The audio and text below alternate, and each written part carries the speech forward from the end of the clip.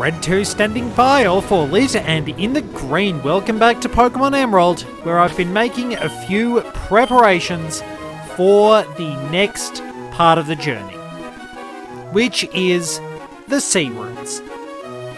That's going to take a long time, a very, very long time, because, as we all know, it's a real drag going over the sea routes. Now, what can I actually wind up... Can I wind up fishing anything interesting here? I know I can find Staryu here, but do I need the Super Rod for Staryu? It might be worth coming back a bit later because, yeah, we ran into Magikarp and I'm really not quite prepared for that. But we are prepared to go into Team Aqua's hideout, which doesn't actually have any wild Pokemon to worry about. So we should be... Oh, rightio, we do actually have to go back to Slateport. I forgot about that bit. Give me a moment. Alright, here we go. We have to head down to the shipyards and actually get involved with everything there. Wait, not the shipyards? Oh no, wait, the port. Whoops.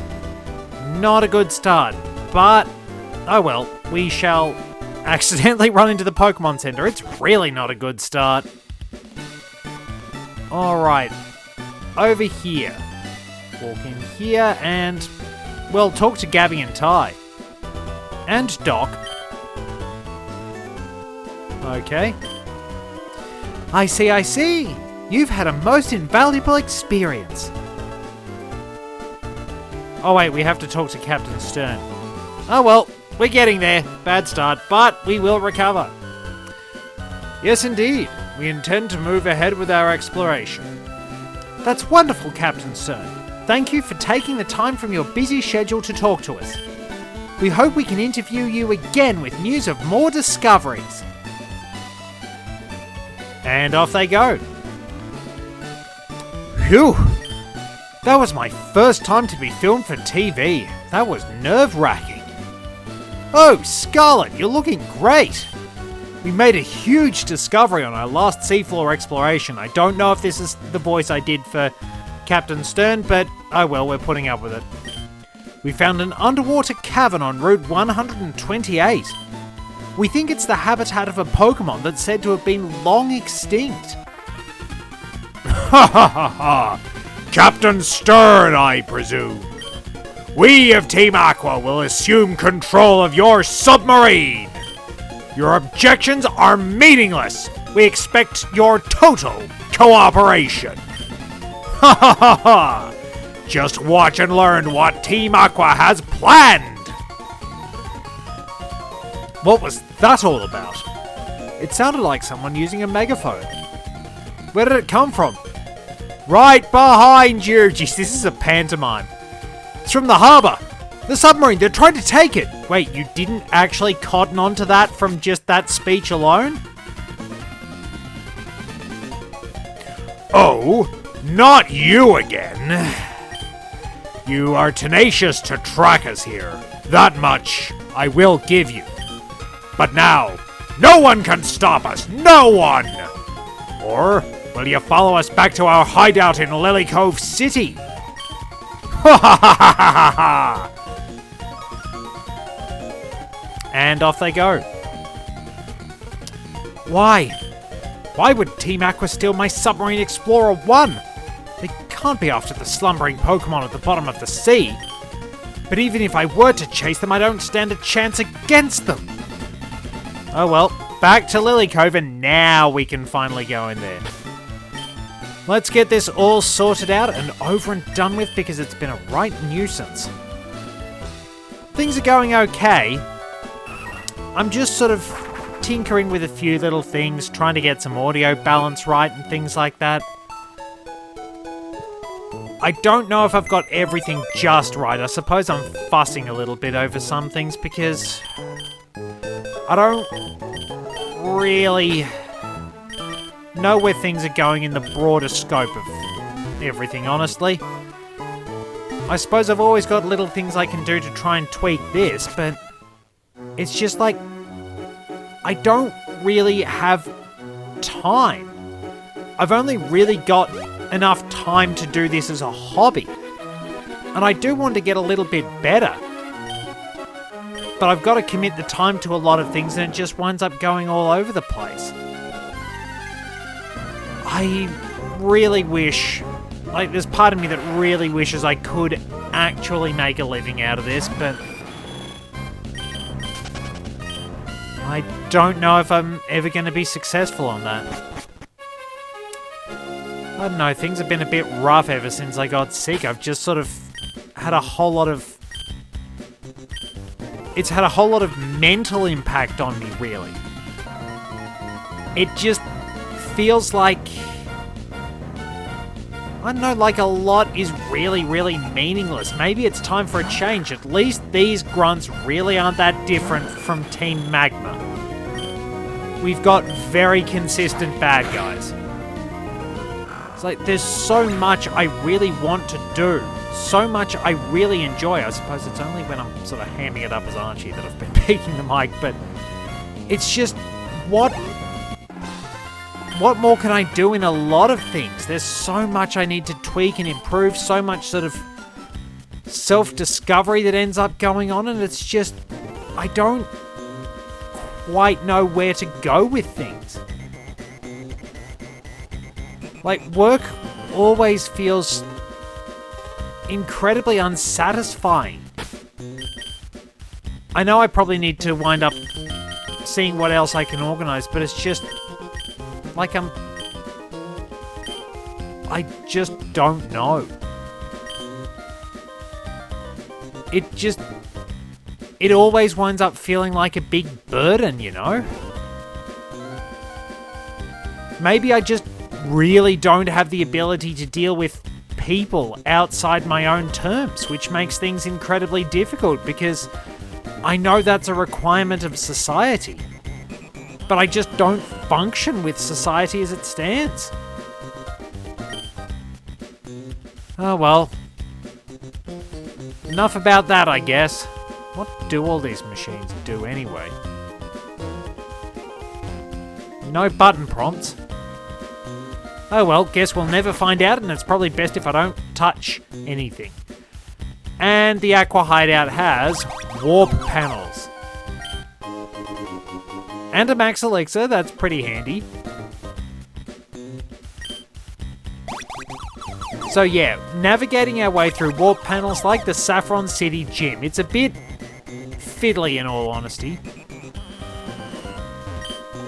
Blueprint of some sort? It's too complicated. We're not very smart, are we? Looks like they have multiple meteorites or something like that. Something's been going on here. This was the base for both villainous teams in Ruby and Sapphire. Now, it really didn't make sense for Team Magma to have a base here, so I think they were a lot smarter setting things up as they did in this game, because you've got their actual hideout in a volcanic cave. Not great for keeping them in good health, because the heat would be terrible and those stuffy uniforms can't help. Probably a lot easier for Team Aqua because, well, I suppose their uniforms suit Hoenn's warmer climate without causing any real trouble. But I do like the fact that they're either darker skinned or they at least have tans in the remakes. So I think that's the actual way I need to go. This gets me a search for an item, because there is a pretty important item we can find here, and I'm really not good at finding my way through this. I only got one way we can go. Maybe if I go this way. We're back at the start. Nope. Brain switched off for a moment. So this way. Then this way. And it's one of these.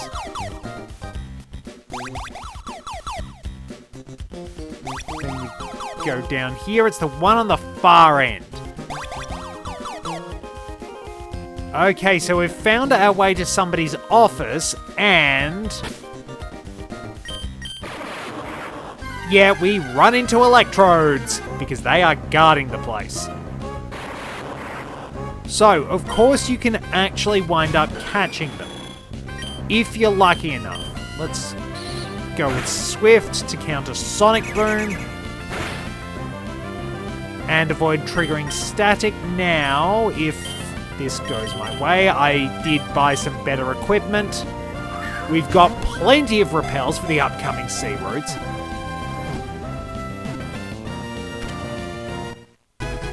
And we have Electrode. We've added, appropriately enough, this is Pokemon number 101 we've caught, and that's its number in the National Pokedex. Pretty good. We have Electrode, the ball Pokemon. That mischievous grin on Electrode's face is usually a sure sign it's going to blow up. Electrode does seem to enjoy exploding, or at the very least expending a lot of electrical energy. Its high speed allows it to charge up a lot of static electricity as it rolls around, but the problem is it can very easily discharge all this electrical energy. That has absolutely nothing to do with the fact that Electrode just explodes because it's bored, or so people think. Electrode exploded that one time out of sheer nervousness, and unfortunately, every single Electrode now has a reputation for it, which kind of bugs them in all fairness. Please don't bring it up or their temper might explode. Alrighty, those are getting more and more elaborate, and I have to get more and more creative. I think it's 3 Electrode guarding these. 3 Electrode, and I think there are 2 items. Kaboom! Oh well. It's not going to do very much damage, even with our defense being halved. Free experience, ain't going to complain. Oh no, we get a nugget. And we get the Master Ball by going this way. Not going to complain about that. So yeah, the Master Ball is hidden in a real out-of-the-way spot. If you're not careful, you'll miss it entirely. But I've now been able to provide that bit of exposition. So, who is... yeah, I don't actually use Heracross that much, so I have been considering, do I replace Heracross, which levels up a bit more easily?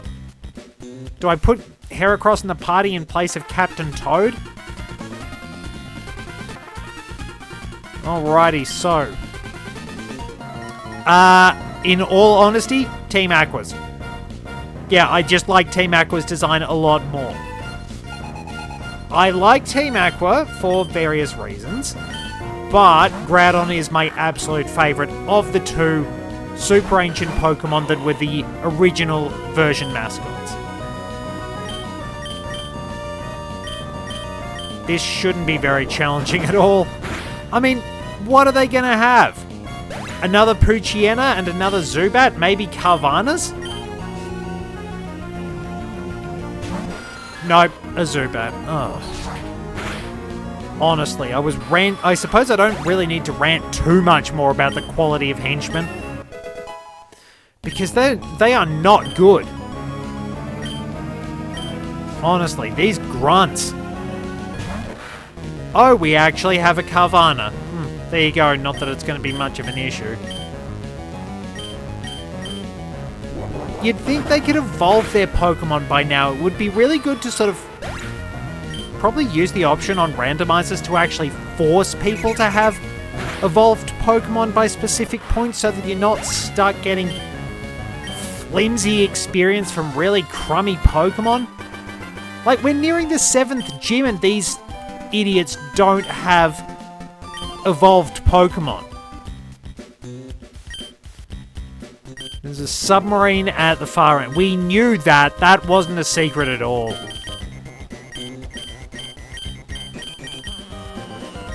So we'll just have to smash and bash our way through the Team Aqua hideout. At least we get the funky music again. And I really don't want to wind up losing that... Oh, I should have sold those nuggets. Really don't want to wind up losing the Master Ball. If I run into a really good shiny, then I'll use it. No hidden items either. I'm checking just in case.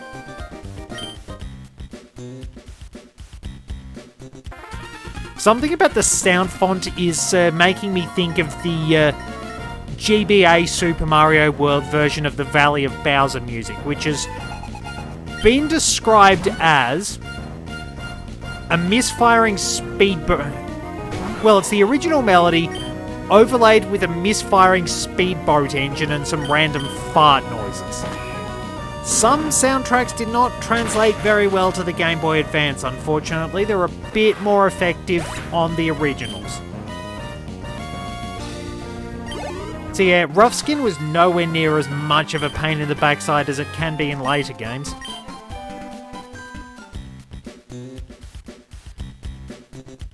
They seem to be asking a lot of questions. So... no items. This way leads us to...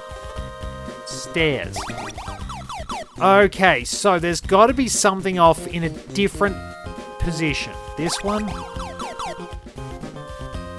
Ah, it's an item. Nest Ball, maybe if we find something low level or the team powers up a bit. We almost feel a little bit under-leveled, but I suppose that's because of the massive experience requirements that Captain Toad tends to have. I mean, we make up for it with 3 party members, 1, 2, 3, at least having fast experience group. Skarmory is slow, and Whiskash is what they call medium fast, the cubic experience group. Alright, you are not going to get to KO me. You might be able to get that submarine running, but...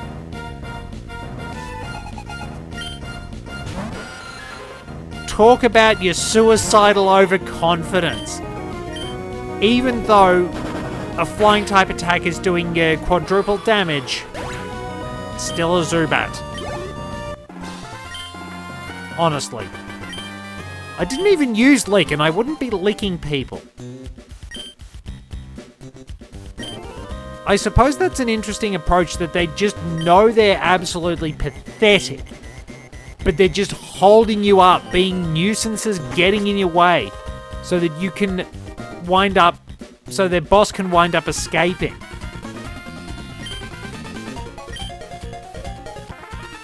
Alrighty, and these two, how are these warp panels connected? Yeah, usually you need a guide.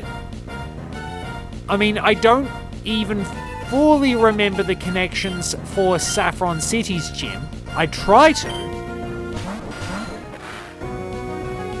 Just why?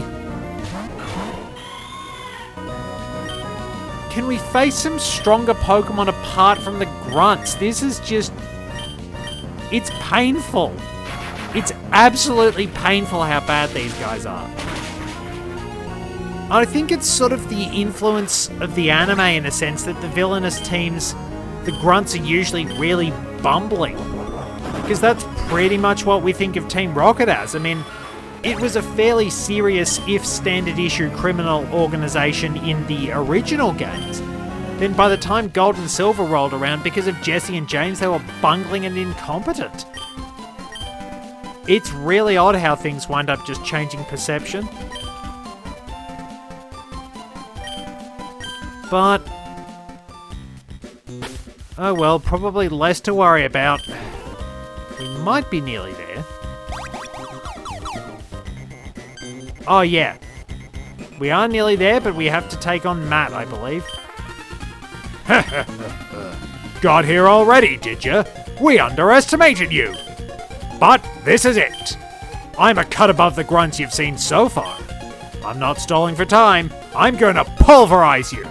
Yeah, I suppose that's fair enough. You have to go through all the rigmarole of engaging the grunts in a Pokemon battle, and you still just have to plow through all of them when they're launching that rearguard action. They're not going to be too challenging. I mean, Captain Toad should still knock this out.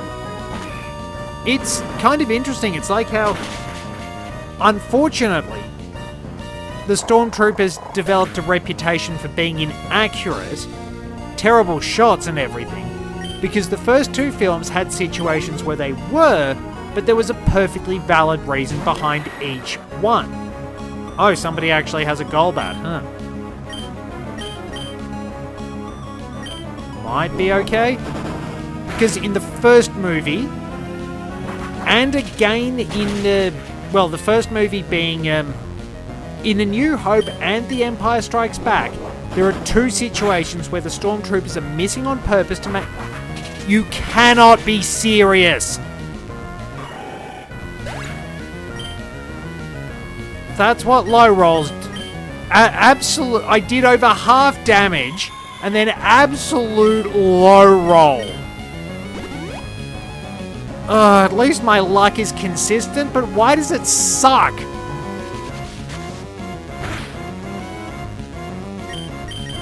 Should have gone for Thunderbolt.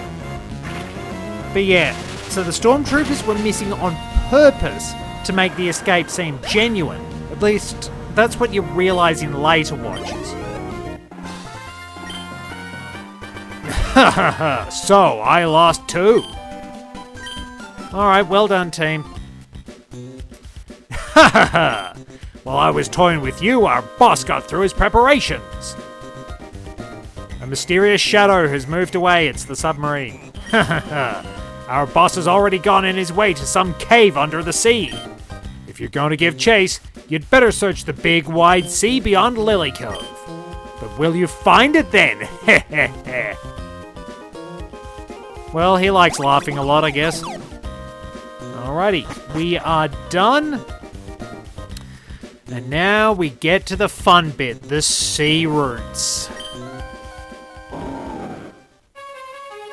Maybe I should teach Skarmory Fly, just for convenience's sake. I mean, I don't want to. Agility will still come in handy. Maybe I'll just do some work off screen for training the team. Now, I really do wonder, do I use Glalie like I've always wanted to? I've occasionally, not very often, used Heracross. So it would sort of be something new. I've used Pinsir a bit more often.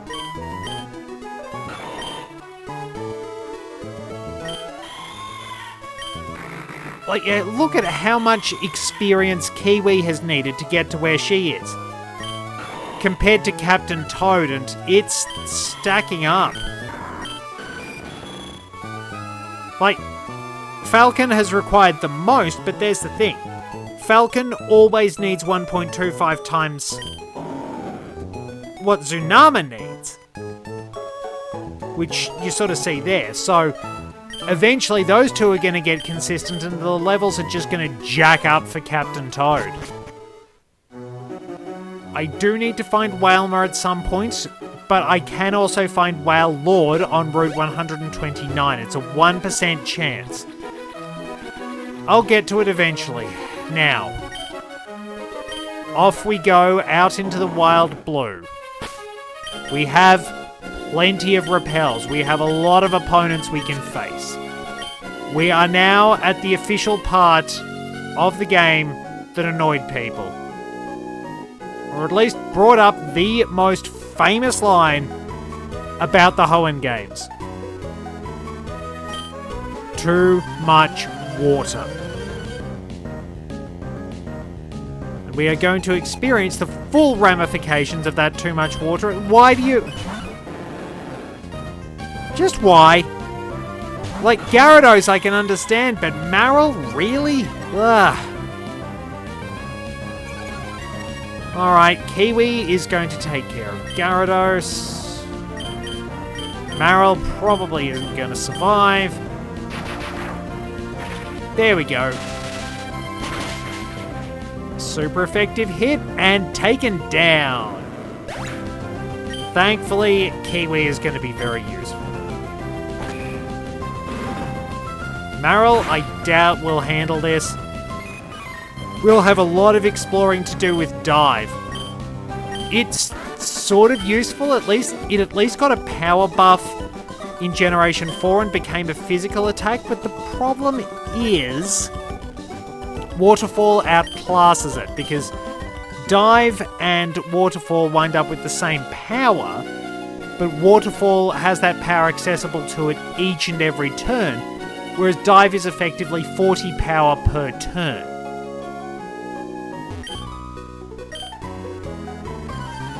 Right, you. I am going to kick your ass and then you will show me where everything is. I need a guide. Tentacool, not too much trouble. At least they're still reasonably high level, but I wish there were a few more evolved Pokemon. I hope he has Tentacruel.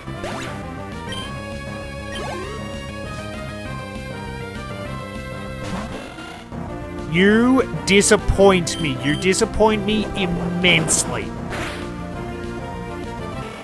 At least it's easy to knock out, and we get a level up for Captain Toad. I mean, that attack is amazing. HP's pretty good. And he's lost, isn't he? Alright, so we can at least use the map. But I've got a generally good idea of where I'm actually going. That's the easy bit. The actual hard bit is working out where on Earth all the trainers are, and it takes a lot of time. That's the annoying bit, because you can just head down here and find another trainer. Okay, that works.